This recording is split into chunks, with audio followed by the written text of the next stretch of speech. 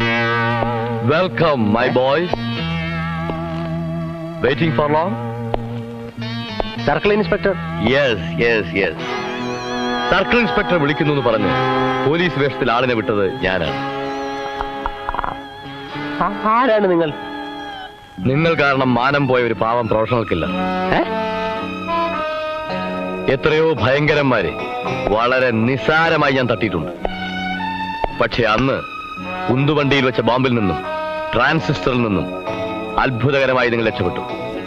അപ്പൊ അന്ന് ബോംബ് വെച്ച നീയായിരുന്നോ? എടാ ദ്രോഹി, എന്നെ പട്ടിണി കിട്ട നീയല്ലേ? ഇവനെ ഇടിച്ചു.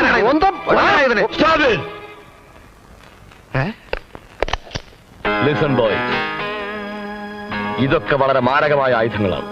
ബഫേഴ്സിന്റെ അൾട്രാ മോഡേൺ മെഷീൻ ഗണ്ണ് മുതൽ നമ്മുടെ നാടൻ മലപ്പുറം കത്തി വരെ ഇതിലുണ്ട്. ദാസ, ഏതാ ഈ അലവലാതി? Look man, I am not an അലവലാതി. I am Pavanayi, a real professional killer. പിന്നെ മറ്റുള്ള വിക്ടിംസിന് കൊടുക്കാത്ത ഒരു പരിഗണന ഞാൻ നിങ്ങൾക്ക് തരാം. You can select your own weapon. അമ്പും വില്ലും കൊണ്ട് ചാവണോ, ബോംബ് വേണോ, അതോ പിസ്റ്റൾ മാത്രം മതിയോ? Come on. No, I will select. Malappuram കത്തി തന്നെയാവാം.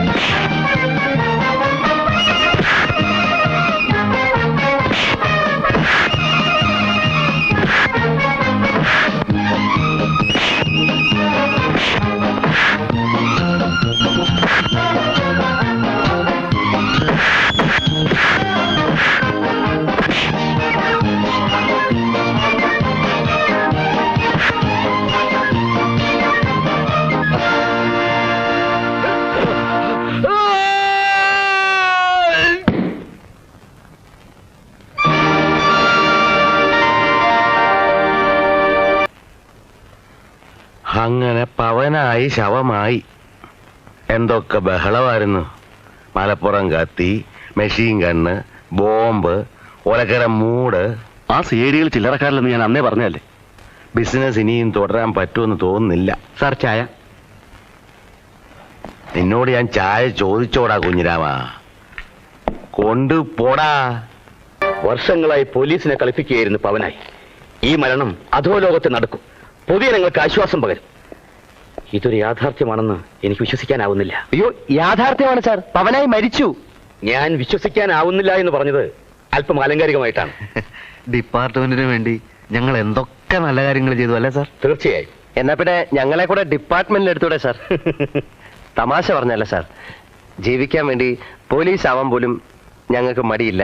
പിന്നെ എന്തൊക്കെയായാലും ഇതൊരു മർഡർ കേസാണ്, ജാമ്യം വേണം.